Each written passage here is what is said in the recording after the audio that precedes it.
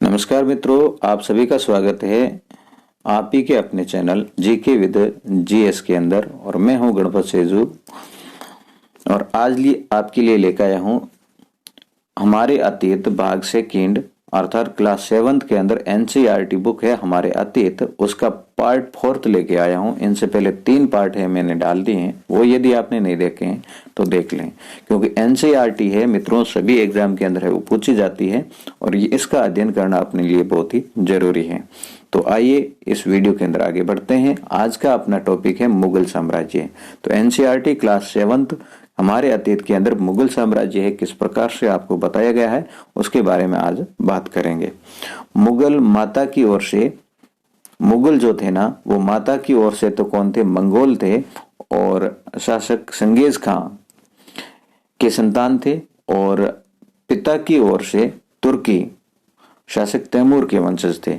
तो अपन ऐसा कह सकते हैं कि जो मुगल थे ना वो एक तरफ तो क्या थे, मंगोल थे, है ना, मंगोल प्लस किसकी संतान है ये, तुर्की। मंगोल और तुर्की के संतान थे कौन, मुगल।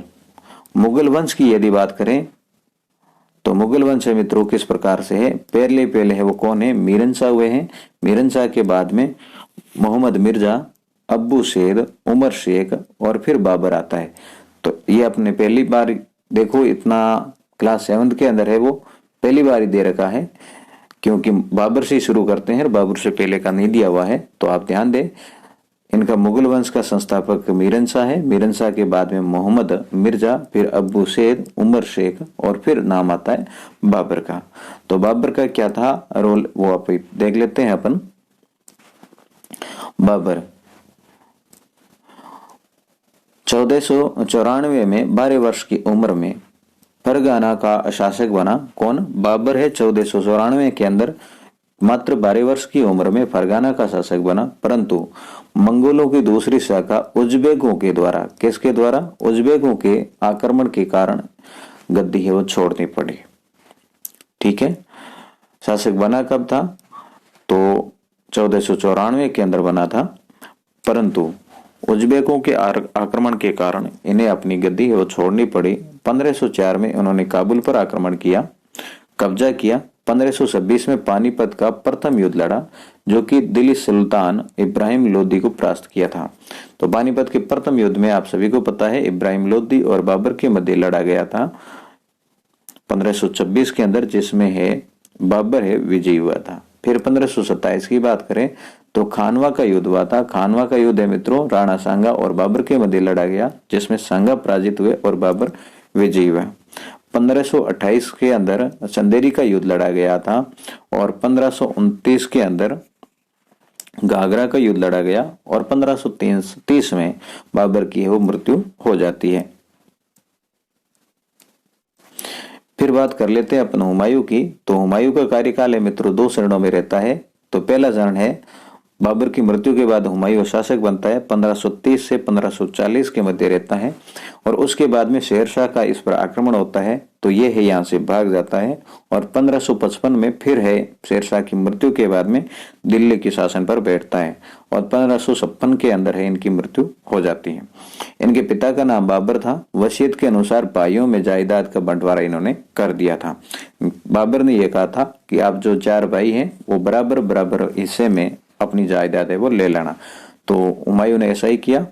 भाई मिर्जा कामरान महत्वाकांक्षा के कारण अफगानों से मात खाई। देखो भाई इनका जो मिर्जा कामरान था ना, बड़ा ही महत्वाकांक्षी था, जिसने है शेरशाह से साठगांठ कर ली और शेरशाह का इस पर आक्रमण हुआ, जिसके कारण इनकी हार हुई थी। 1539 के अंदर सौसा का युद्ध में शेरशाह से ये पराजित हुआ था। 1540 में कन्नौज की युद्ध में भी शेरशाह से पराजित हुआ था, और 1540 से 55 तक है ये ऐसे ही भटकता रहा। ईरान में निर्वासन काल में शवाहिद शाह की मदद ली थी इन्होंने। इतना ही था इसके अंदर दे रखा था आपके 7th क्लास में। अब बात कर लेते हैं बाबर की। बाबर का शासन काल है मित्रों मुगल साम्राज्य में मुगल शासकों के अंदर सर्वाधिक यदि कार्यकाल वाले बादशाह रहे हैं तो बाबर ही रहे हैं। इनका जो कार्यकाल है मित्रों 49 वर्ष का रहा है।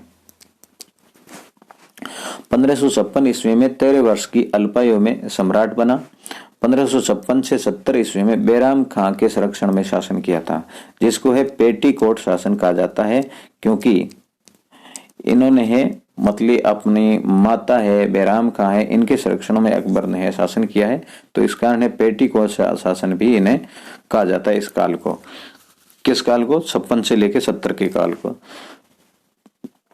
1568 में चित्तौड़ व 1569 में रणथंभौर पर इन्होंने कब्जा कर लिया। 1585 से 1605 तक है इन्होंने अपने साम्राज्य का विस्तार किया।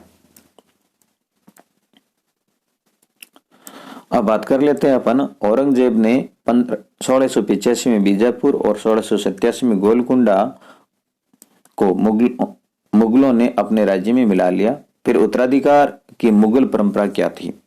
तो उत्तराधिकार मुगल परंपरा मित्रों, ये मुगल व तैमूर वंश की परंपरा को अपनाते थे। मुगल जो है ना, मुगल और तैमूर वंश की परंपरा को अपनाते हैं, और उस परंपरा के अनुसार क्या था कि जिसमें उत्तराधिकार का विभाजन है समस्त पुत्रों के अंदर कर दिया जाता था। तो ये ध्यान रखोगे, बहुत ही इंपॉर्टेंट फैक्ट है। मुगलों के अंदर उत्तराधिकार परंपरा क्या थी? तो मुगलों के अंदर उत्तराधिकार की परंपरा थी, जितने भी पुत्र है, जैसे बादशाह के जितने भी पुत्र है, उन सभी के अंदर है बराबर बराबर भागों के अंदर है साम्राज्य का है विभाजन कर दिया जाता था। फिर है मित्रों मनसबदार। तो मनसबदार व्यवस्था आप सभी को पता होना चाहिए, अकबर के द्वारा शुरू की गई थी। मुगलों की सेवा में आने वाले नौकरशाह जो होते हैं ना, वो मनसबदार कहलाए। वे व्यक्ति जिन्हें कोई मनसब यानी कोई सरकारी हैसियत अर्थात पद मिलता था, है ना। मनसबदार कौन होते थे? नौकरशाह थे, मुगलों की सेवा करते थे, और उन्हें है सरकारी हैसियत अर्थात सरकारी कोई पद दिया जाता था मुगल शासक के द्वारा। इनके पद और वेतन का निर्धारण जात की संख्या के आधार पर है वो होता था। तो देखो, मनसबदारों का वेतन है और पद है किसके आधार पर निर्धारित होता था? तो जात की संख्या है उनके आधार पर निर्धारित होता था। ये अपने सैनिकों के घोड़े दगवाते थे, वे सैनिकों का पंजीकरण करवाते थे।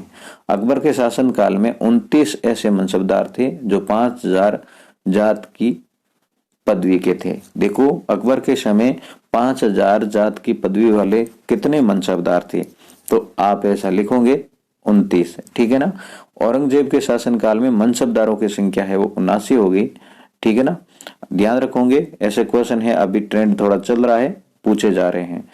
मनसबदार है अकबर के समय 29, 5000 से ऊपर वाले, और औरंगजेब के शासन काल में मनसबदारों की संख्या 79 बताई गई है। फिर है जब्त। जब्त क्या है? अकबर के मंत्री अर्थात राजस्व मंत्री टोडरमल ने 10 साल 1570 से 80 की कालावधि के कृषि पैदावार का सर्वेक्षण कर हर फसल के लिए राजस्व की दर को अलग सूची बनाई गई, जिन्हें जब्त कहा गया। देखो, जब्त क्या है तो मैं आपको ऐसे बता दूं, 10 साल के लिए टोडरमल के द्वारा है सर्वेक्षण किया गया, और प्रत्येक फसल के लिए अलग अलग है वो राजस्व निर्धारित किया गया था, और उसे ही क्या कहा गया है? जब्त कहा गया है। राजस्व प्राप्त करने की एक व्यवस्था थी जब्त। यह व्यवस्था गुजरात व बंगाल में संभव नहीं हो पाई। मतलब बंगाल, मतलब मुगल साम्राज्य के कौन से राज्य थे जिसके अंदर जब्त व्यवस्था है वो लागू नहीं की गई थी? तो गुजरात और बंगाल है, ठीक है। अकबरनामा और आईने अकबरी, तो आप सभी जानते होंगे ये एक ही है, परंतु आज आपको पता चल जाएगा कि ये क्या है।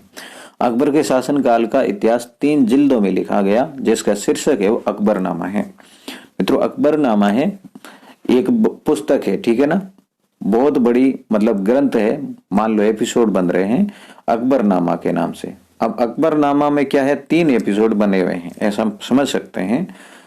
पहला ही जो मुख्य है उसका नाम अकबरनामा है, और फिर पहली जिल्द में अकबर के पूर्वजों का बयान है। पहली जो जिल्द है, पहला जो भाग है, उसके अंदर क्या है, अकबर के जो पूर्वज है ना उनका बयान दिया गया है। दूसरी जो जिल्द है अकबर के शासन काल की घटनाओं का विवरण है, और जबकि तीसरी जो जिल्द है आईने अकबरी है। आईने अकबरी तीसरा भाग है, ठीक है ना। अकबरनामा पूरा ग्रंथ है, उसको अकबरनामा है, उसके 3 भाग हैं। 2 जो भाग है ना, उसमें पहली भाग है वो अकबर के पूर्वजों का बयान है, वो भी अकबरनामा ही कहलाती है। और दूसरा भाग इसमें अपनी शासनकाल की प्रमुख घटनाएं हैं। और तीसरा जो भाग है वो आईने अकबरी कहलाता है।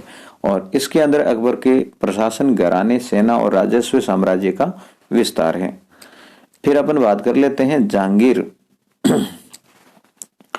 जहांगीर का विवाह मित्रों मेहरुनिसा से हुआ, जिसको नूरजहां के नाम से जाना जाता है 1611। सुल्तान सुलेमान के राज्य में ओटोमन राज्य का तुर्की अर्थात ओटोमन राज्य क्या था, तुर्की था। इनका विस्तार है यूरोप, हंगरी को अपनी ओर मिलाकर ऑस्ट्रिया को घेर लिया। सुलेमान ने ओटोमन नौसेना को पुनर्गठन किया था। तो ये देखो, आप सभी को पता होना चाहिए, एनसीईआरटी के अंदर है, जो लेसन दे रखा है उनसे थोड़ा हटके कोई फैक्ट है वो लास्ट में प्रत्येक लेसन में दे रखे हैं, तो वो अपन ने वहां से पुटअप किया है। मतलब ओटोमन सुल्तान सुलेमान है, इनके राज्य में ओटोमन राज्य का है तुर्की विस्तार हुआ था, जो कि हंगरी को अपनी ओर मिलाकर ऑस्ट्रिया को घेर लिया था। सुलेमान ने ओटोमन नौसेना का पुनर्गठन किया था। तो मित्रों, ये था आपका मुगल साम्राज्य, ठीक है ना। मुगल काल है, मुगल शासक है, वो है क्लास 7 की एनसीईआरटी बुक के अंदर हमारे अतीत है, उसके अंदर किस प्रकार से दिया गया था, जिसको अपन ने देखा है। तो ये वीडियो कैसा लगा आप मुझे जरूर बताएं, कमेंट जरूर करना, अपने दोस्तों के साथ में इस वीडियो को शेयर करना। मैं लास्ट में कहता हूँ, ये देखते हो नहीं देखते हो आप जानो, और वीडियो को लाइक करना। चैनल पर पहली बार आए तो चैनल को सब्सक्राइब जरूर कर लेना। तो मिलेंगे नेक्स्ट वीडियो में, तब तक के लिए जय हिंद, वंदे मातरम।